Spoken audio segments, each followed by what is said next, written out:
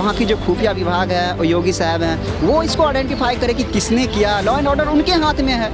पूरी तरीके से मुस्लिम विरोधी सरकार है। आप नहीं देख रहे किस किस तरह का कायराना हरकत हो रहा है उत्तर प्रदेश में। और आप बोल रहे कि यूपी में राम राज है, सुरक्षा बहुत सुरक्षा है, बुलडोजर चढ़ा देंगे, तो कैसा सुरक्षा?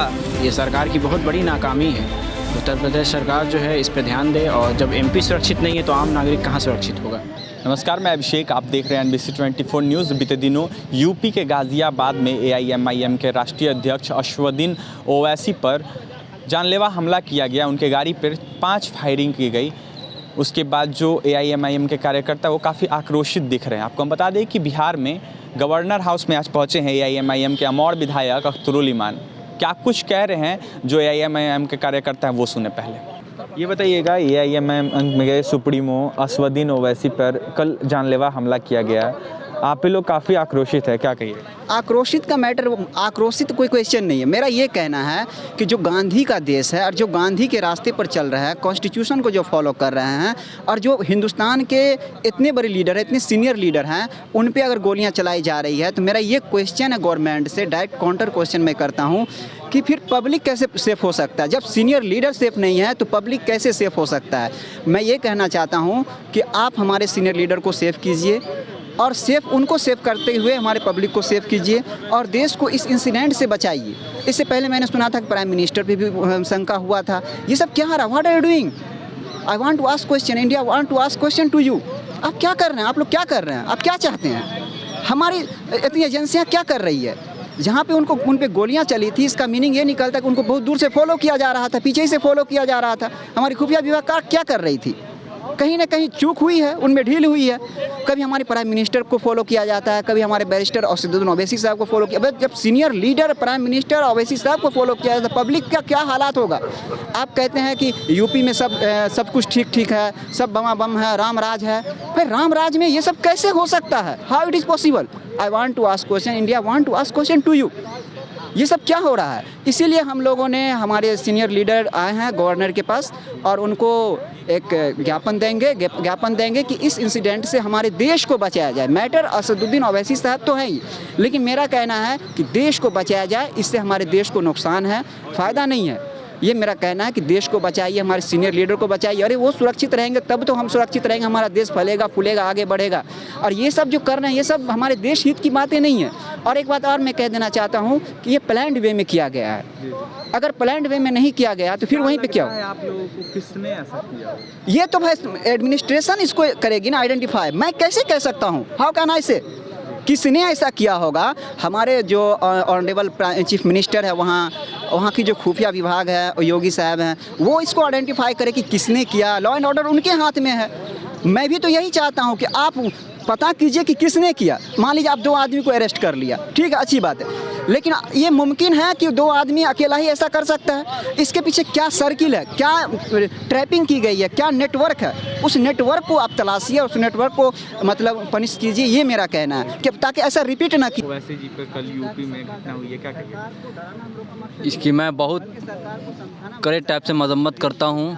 जिस तरह हमारे कायद जनाब असदुद्दीन ओवैसी साहब पर गाड़ियों पर गोलियां चली है, वो एक MP के ऊपर और गरीबों के, मजलूमों के लिए आवाज़ बनकर यूपी में उभर रहे थे, उनके ऊपर ये निंदनीय है। कहीं तो ऐसा नहीं कि ये मुस्लिम विरोधी? नहीं, बिल्कुल मुस्लिम विरोधी है। पूरी तरीके से मुस्लिम विरोधी सरकार है। आप नहीं देख रहे किस किस तरह का कायराना हरकत हो रहा है उत्तर प्रदेश में। और पूरे जगह का नाम चेंज किया जा रहा है।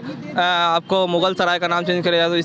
इससे क्या साबित करना चाह रहे हैं आप तो विकास का एजेंडा लेकर चल नहीं रहे हैं। और आप बोल रहे हैं कि यूपी में राम राज है, बहुत सुरक्षा है, बुलडोजर चढ़ा देंगे, तो कैसा सुरक्षा कि एक 2 बार का सिटिंग MLA और 5 बार का MP और पार्टी का राष्ट्रीय अध्यक्ष है, उसको आप सुरक्षा नहीं दे पा रहे हैं। तो हम तो आम नागरिक हैं। अगर हम जैसे आम नागरिक, अगर इतने बड़े मतलब ओवैसी साहब सुरक्षित नहीं है तो आम नागरिक कैसे सुरक्षित है? और ये भी बताना चाह रहे हैं आपके माध्यम से कि ओवैसी आज के दौर में नौजवानों की दिलों की धड़कन बन गए हैं। और वो एक व्यक्ति नहीं है, वो एक सोच बन गए हैं और विचारधारा बन गए हैं। तुम एक ओवैसी मारोगे, हर घर से ओवैसी निकलेगा। बिल्कुल। आप अपना नाम बताइएगा। मोहम्मद उमैर आलम। कल जिस तरीके से ओवैसी जी पे गाड़ी पे फायरिंग हुई है, क्या कहिएगा? इसकी हम बहुत ज़्यादा उत्तर प्रदेश सरकार की मजम्मत, जितनी मजम्मत की जाए कम ही है, लेकिन हम इतनी सरकार को वो कहना चाह रहे हैं, राय दे रहे हैं कि वो सिक्योरिटी में टाइट रखे, है ना। जी जी, बिल्कुल देख सकते हैं, और भी कुछ लोग हैं, उनसे बात करेंगे। अपना नाम बताइएगा। मोहम्मद आमिर हुसैन। जिस तरीके से आपके सुप्रीमो ओवैसी जी पर घटना हुई है, क्या कहिए? ये बहुत दुख की बात है कि उत्तर प्रदेश जैसे शहर में हमारे एमपी पर हमला हुआ और बिल्कुल सुरक्षा का कोई यहाँ पे इंतज़ाम नहीं था। ये सरकार की बहुत बड़ी नाकामी है। उत्तर प्रदेश सरकार जो है इस पे ध्यान दे, और जब एमपी सुरक्षित नहीं है तो आम नागरिक कहाँ सुरक्षित होगा। और मैं कुछ नहीं करना चाहता हूँ, दोषियों को कड़ी से कड़ी सज़ा मिली जाए और इस पर अच्छी तरह से जाँच की जाए। कहीं ऐसा तो नहीं यूपी सरकार मुस्लिम विरोधी सरकार? मुस्लिम विरोधी सरकार बिल्कुल है। अगर नाम चेंज करके बिल्कुल नाम चेंज कर दिया जा रहा है, एक एमपी पे हमला हो रहा है और बहुत सारे ओवैसी साहब पे बहुत उल्टा सीधे अनाप शब्द कहे जाते हैं, तो बिल्कुल ये मुस्लिम विरोधी सरकार है। और अगर मुस्लिम विरोधी सरकार है तो इस पे सरकार की बहुत बड़ी नाकामी है कि एक एमपी जो है वो उत्तर प्रदेश जैसे शहर में सुरक्षित नहीं है, तो उत्तर प्रदेश प्रशासन की बहुत बड़ी नाकामी है ये। आप अपना नाम बताइए। मेरा नाम हुआ मोहम्मद आफ्ताब रज़ा। लगातार घटनाएं हो रही हैं, फिर से एक घटना निकल के आई है कल सामने, AIMIM सुप्रीमो ओवैसी जी पर फायरिंग की गई है, जी क्या कहिए? देखिए, चुनाव का माहौल है, हर पार्टी अपने आप को सत्ता में लाने की कोशिश कर रही है। हर कोई अपने विचारधारा को लेकर जनता के पास जा रही है, जनता को हम सही हैं ये बता रही है। अपनी जगह है, देखिए विचारधारा की लड़ाई अपनी जगह होती है, लेकिन जब बात जान पर आती है तो कहीं ना कहीं पता चलता है कि इंसानियत यहाँ ख़त्म है। ठीक है, हाँ, आप अगर मेरी बातों से सहमत नहीं हो सकते, हम मानते हैं, लेकिन आप अगर हम पे अटैक कर रहे हैं तो कहीं ना कहीं आप हमसे आपको दिक्कत है। तो अगर जो भी दिक्कत है आप सामने आके खुल के बात कीजिए। और ये कल जो भी हुआ हम इसकी कड़ी निंदा करते हैं, और इसका जो जवाब है, हम उत्तर प्रदेश की जो जनता है, हम पूरी यकीन रखते हैं कि इस बार जो इलेक्शन होगा वहाँ इसका जवाब उत्तर प्रदेश की जनता अपने वोट के माध्यम से देगी और ऑल इंडिया मजलिस इत्तेहादुल मुस्लिमीन को अच्छी तरह से सरकार में भी लाएगी, और इसका जो भी जवाब है इसको दिया जाएगा। धन्यवाद। आप अपना नाम बताइएगा। मैं इंतखाब आलम, AIM पटना से।